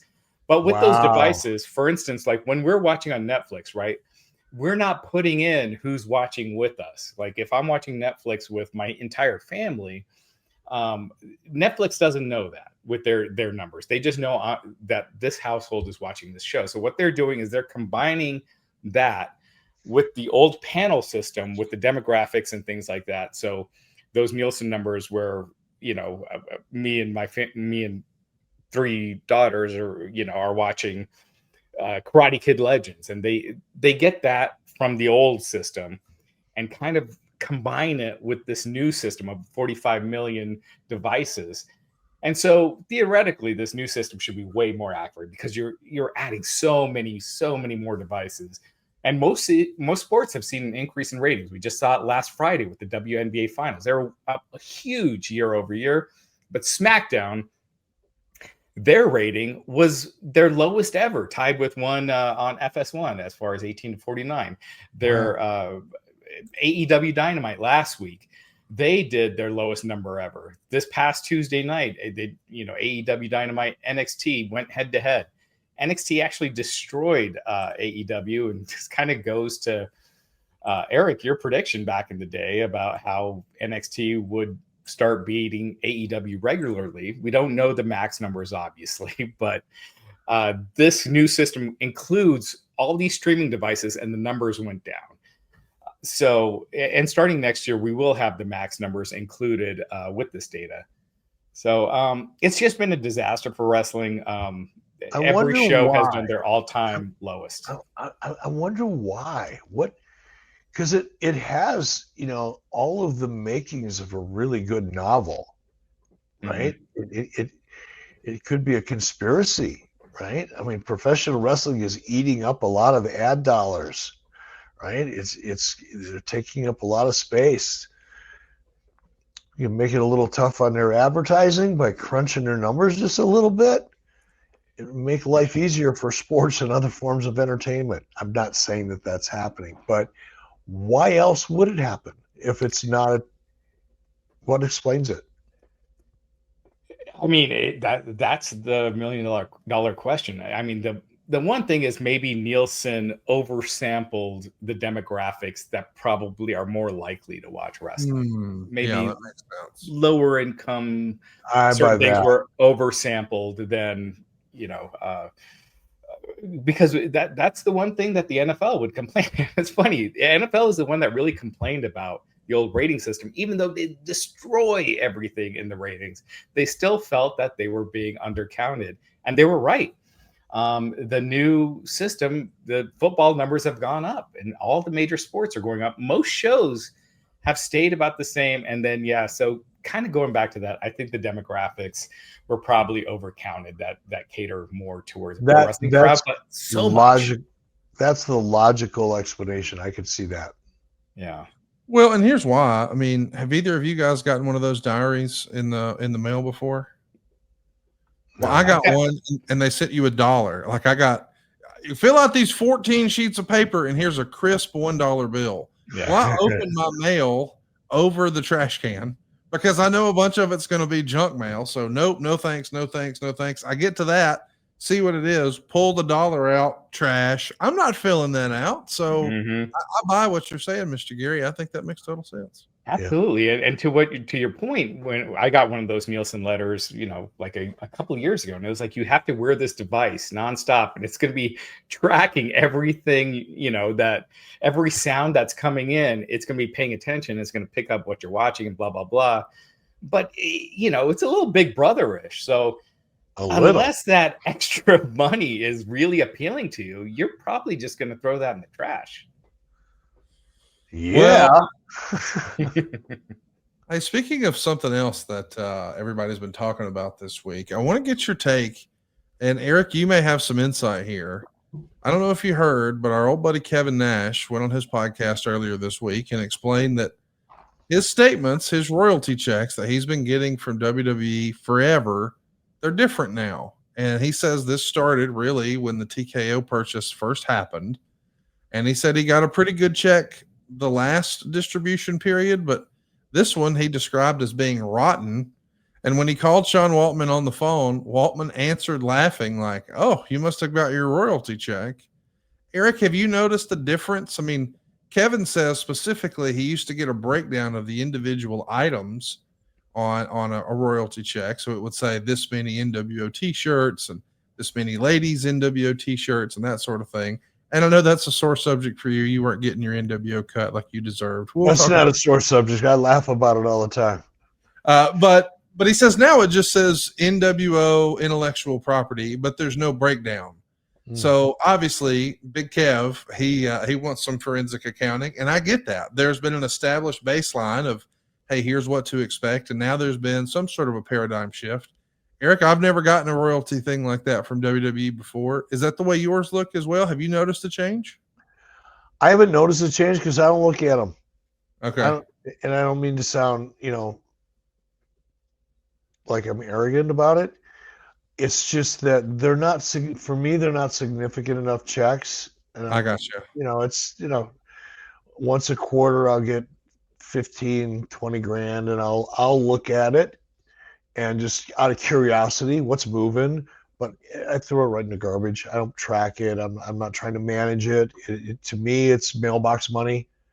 It's like, oh wow, I forgot all about this, because usually I do. I don't even think about it. It's not budgeted into anything. It's just when it shows up, it's like, oh, wonderful. But I don't track it. So if there has been a change, I probably wouldn't even be aware of it. Raj, have you heard anything like this, or did you hear it for the first time through Kevin Nash like everybody else did? That was the first time I had heard it. But I know in the past, like when the WWE, when they switched to the network, I remember talking to Jesse Ventura because he had the famous lawsuit. Yep. And, you know, he talked about the royalties, you know, obviously that led to his departure from the company, him suing and all that. So every time there's a shift in technology, change in ownership, things change. And that's where you really got to have the I's, you know, the I's dotted and the T's crossed, because things are going to change. And as technology is changing, the way royalties work, you know, DVD sales, DVDs are almost extinct now. They're not going to be around in 10 years. It's just constantly changing. So it's just tough, you know, but, you know, hopefully with Kev, you know, and I agree with Conrad, Eric, I do think you should be getting that NWO royalty merch. But if it's a significant change, you know, I know Triple H is his buddy and he mentioned that, but it's probably worth taking a look at and just making a call, because, you know, maybe they could change some things here and there. I want to ask you too, Raj, about the news about I don't even know if this is a story, but people get really excited about breaking down how many were actually in the building. And I think this all started with WrestleMania 3. And I know that there's been a lot of people on the Wrestling Observer train where Dave would always say, they say this many people were in the building, but that's not the real number. This is the real number. And there was always this silly back and forth argument. Well, now we're hearing months after the fact that perhaps the numbers that were first reported for AEW, they wound up being a little different. And I guess there was some sort of a trust involved here. What's really going on there, Raj? Yeah, they basically had said that they were going to have an estimated attendance of 33,490. That was what they projected back in February. And then they ended up with 23,759 with 21,973 spectators. So that's basically like the turnstile numbers, right? Like the people that were actually scanned through the door, more or less the official number.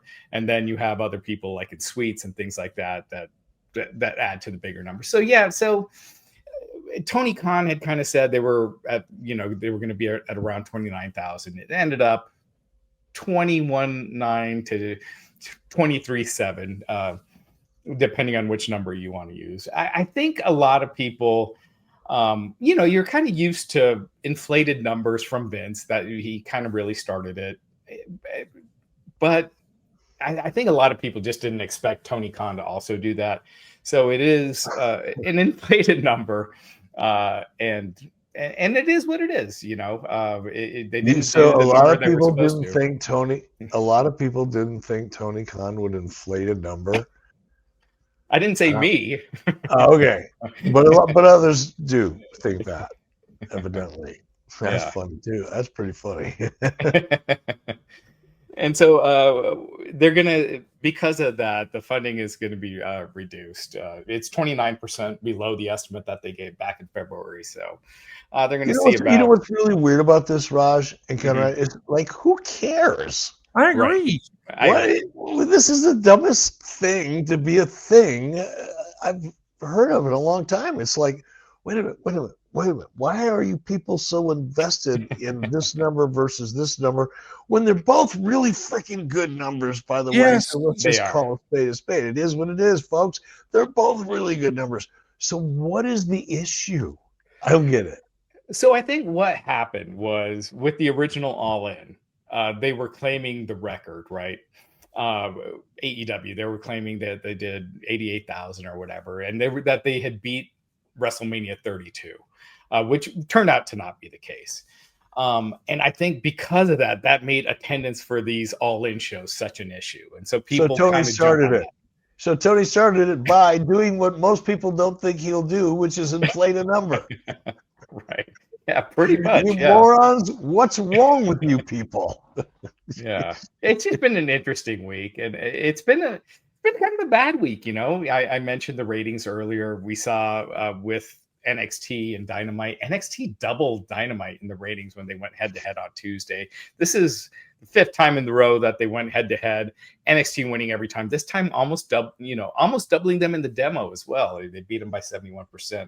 So it's just been kind of one of those things where it's been kind of a rough little time for AEW, especially with the ratings change. And I think people just looking to pile on.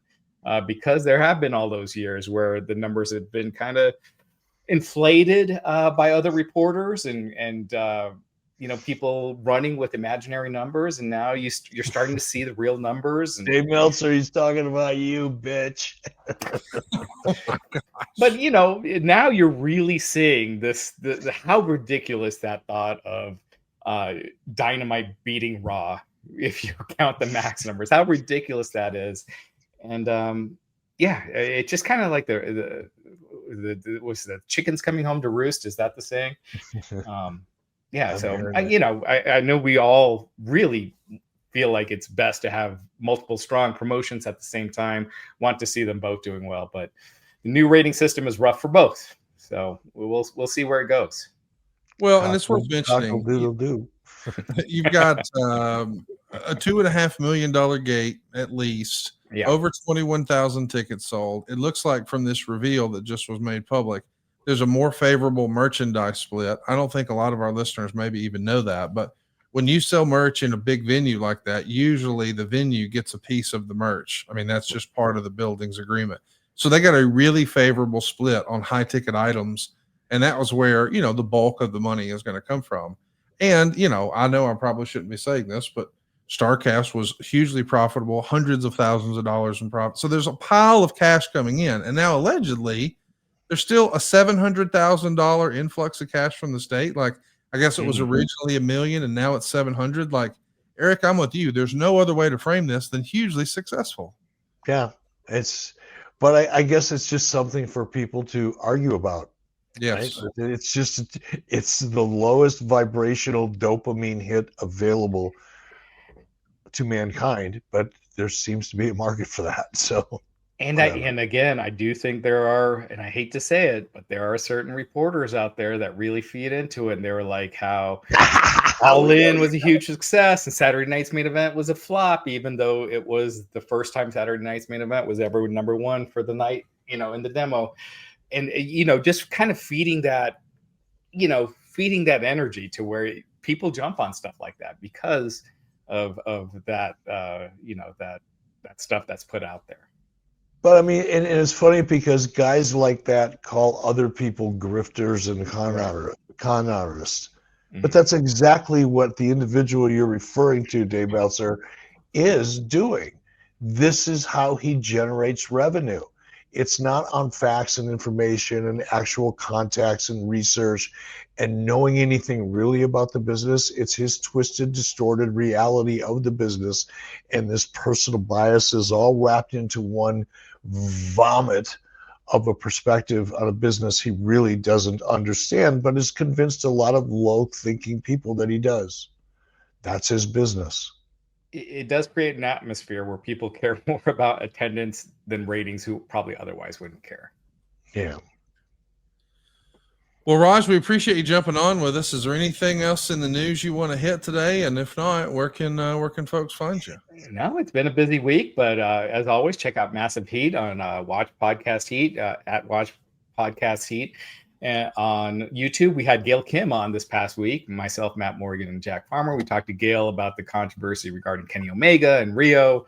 So we discussed all that. We had Maven Huffman on last week as well. So check that out. It was a fun show, and leave your feedback. It's a new show, so we want to see it keep growing. So we appreciate you guys liking it, subscribing, and leaving a comment. So find us there. Very cool. Thanks, Raj. Thanks, all right, guys. Take care. Next week. Hey, right now I want to brag about Prize Picks. I'm such a big believer in this. I got to tell you, I have a lot of fun with all of my friends at the office and my favorite watering hole. It feels like every guy I know has got this on their phone. And if you don't, what are you waiting for? Go right now and check out Prize Picks. This episode and all of our episodes are brought to you by Prize Picks.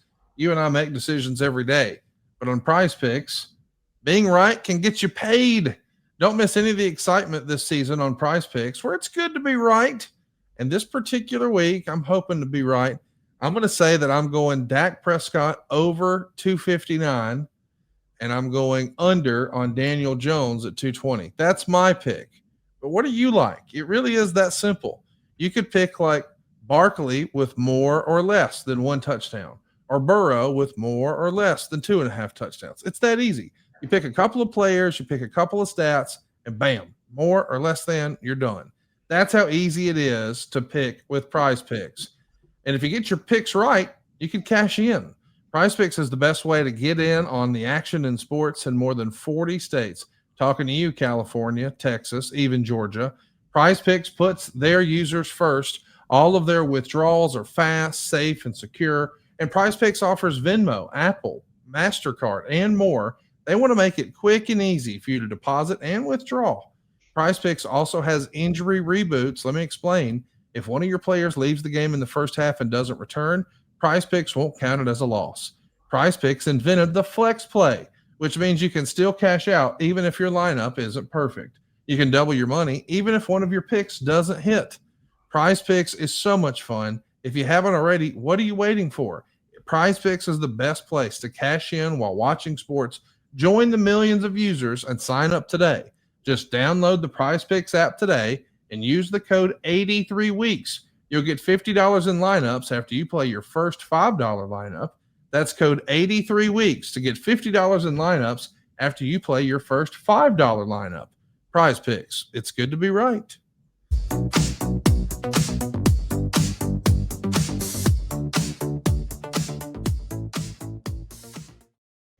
All right, Eric, now it's time for our YouTube comment of the week. Last week, we talked about your top 5 WWE acquisitions, and a lot of people were surprised that Lex Luger wasn't on your list. Is there a reason that Lex didn't make the cut? I mean, he definitely an honorable mention and a guy that I really thought about, because if I really camp out and think about it for a little bit, go into the weeds in my own head, Lex Luger was really a pivot point. Lex Luger was a response to a massive amount of research that I began to understand during the course of the research that we did leading up to Nitro, that the audience really, above everything else, when it came to professional wrestling, if you ask them all of the attributes, what draws you to this product, and you look at the laundry list of things that people are attracted to, at the very top is surprises. The anticipation of surprises was always near the top. And Lex was my response to that learning experience. Quite frankly, it was me remembering those focus groups and listening to people in their own words describe what they liked about professional wrestling. Not my perception of what they liked, not what somebody who's been in the business for 20 years tells me they like, but what I can see and hear directly from them, because it's a different way to read the audience, and you get different ideas as a result of that.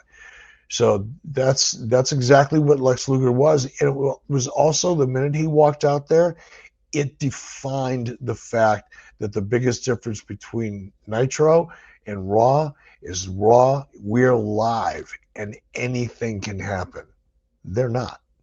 That was the core message in everything we tried to do, but Lex Luger was the first shot over the bow, so to speak, in that regard.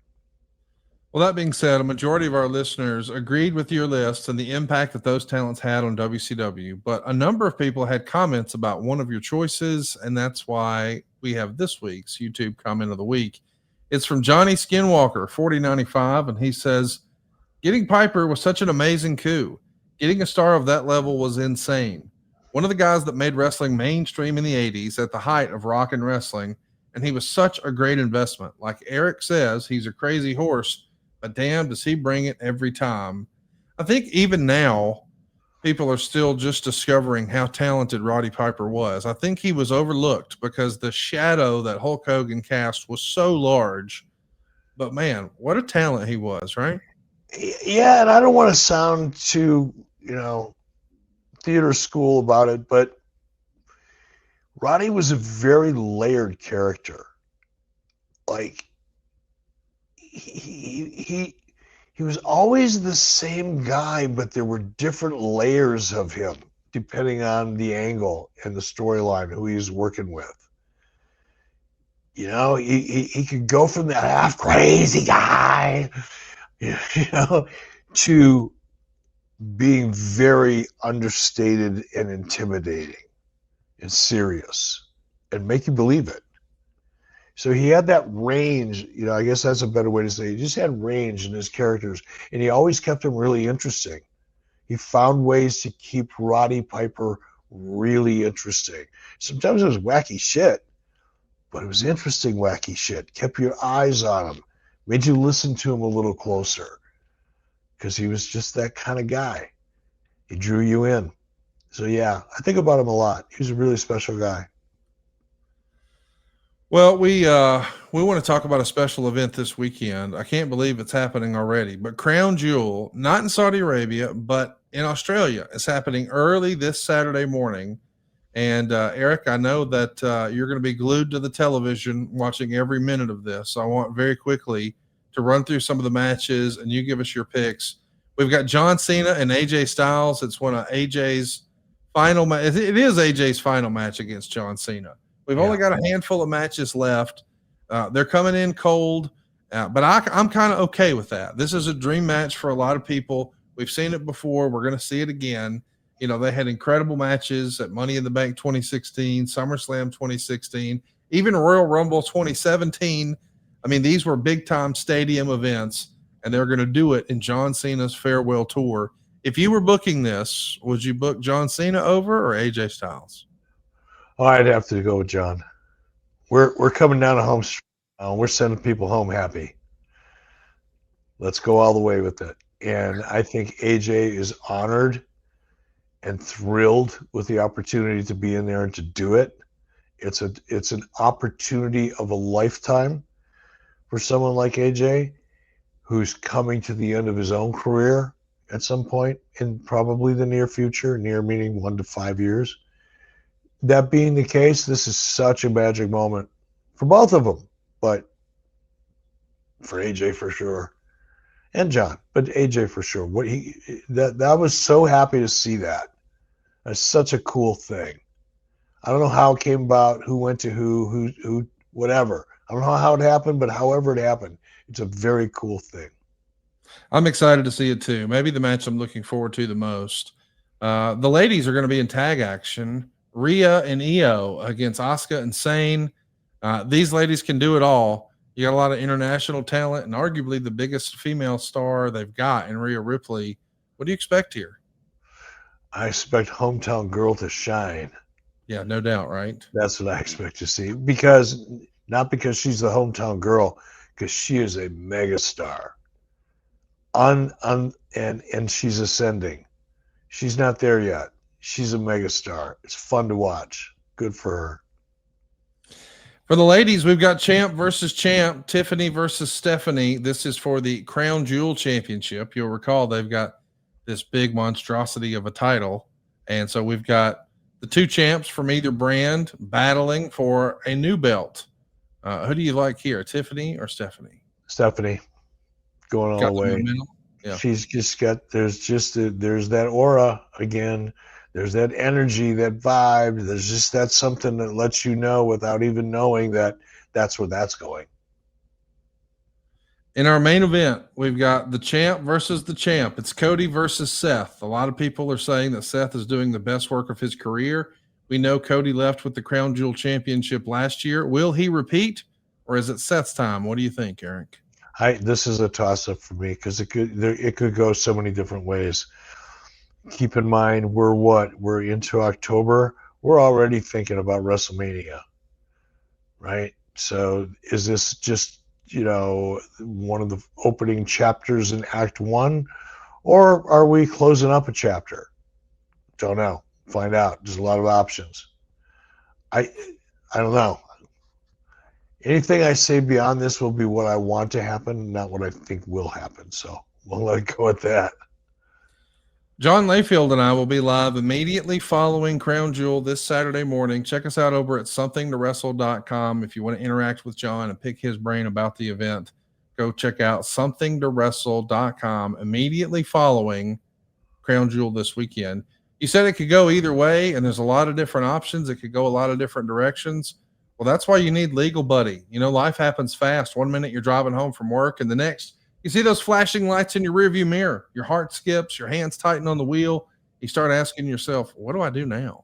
That's when you need someone on your side. And with the Legal Buddy app, you can connect with a local attorney in seconds, not hours, not days, but right when you need help. Whether it's a DWI, a car accident, a criminal charge, or even just a traffic ticket, the Legal Buddy app puts real legal support right in your pocket. Imagine having an attorney on call, ready to guide you through some of life's most stressful moments. This isn't a call center. It's not a waiting game. It's direct access to a lawyer who understands your situation and your community, and one who can step in right away. Think about it. When trouble knocks, do you really want to face it alone, or would you rather have the confidence of knowing a professional is already on your side? That's the peace of mind Legal Buddy gives you, and here's how easy it is. Download the Legal Buddy app at legalbuddyapp.com. Register today and use the referral code LEGAL for your chance to win a $250 Amazon gift card. Life is unpredictable. Accidents happen. Tickets happen. Mistakes happen. But when they do, you don't have to go through it alone. The Legal Buddy app, always on your side. Download the app today and enter the referral code LEGAL. I want to give a special shout out to some of our special ad-free shows members who've been with us a long, long time. What about Art Gonzalez? He's been with us since April Fool's Day of 2020. We appreciate your support. Thank you for all that. Thank you, brother. I want to give a shout out to Sean, Lukes, I screwed your name up, but I appreciate you being with us since 2022. And Matthew Hawkins, he just signed up in late September, been with us a couple of weeks. Appreciate you joining the club here, Matthew. Thank you for joining us, and make plans to join us on YouTube if you haven't already. If you're listening on RSS, it's a whole different experience when you check us out on YouTube at 83weeks.com. Here's what I need for you to do. Hit the subscribe button and throw us a follow. Give us a thumbs up. Give us a thumbs down if you must. But no matter what you do, hit the bell. You don't want to miss us the next time we're live. And we want to hear from you. Give us your opinion about this week's show, some of the different hot topics and hot takes that you heard. You could be next week's YouTube comment of the week. Any of those comments, any of those likes, it all helps the YouTube algorithm. Costs you absolutely nothing, but greatly helps support this show. By the way, support this show by leaving us a 5-star rating wherever you enjoy podcasts. Whether you're listening on Spotify or Apple or whatever, rate the show. We greatly appreciate it. And have we mentioned that you can find 83 Weeks on X, on Instagram, on Facebook, and now it's even on TikTok. That's right. Eric Bischoff and 83 Weeks are on TikTok. It's at Real Eric Bischoff on TikTok. That's at Real Eric Bischoff on TikTok. And by the way, if your business targets being 25 to 54 years old, there's never been a better place or time to advertise than right here with us on 83 Weeks. You hear some of the same advertisers week after week for years. Why is that? Because it really works. And with our super targeted audience, there's very little waste.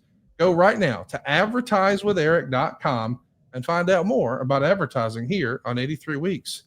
Eric, I think we got all the Bischoff out of you we could tonight. I appreciate you being a brave soldier.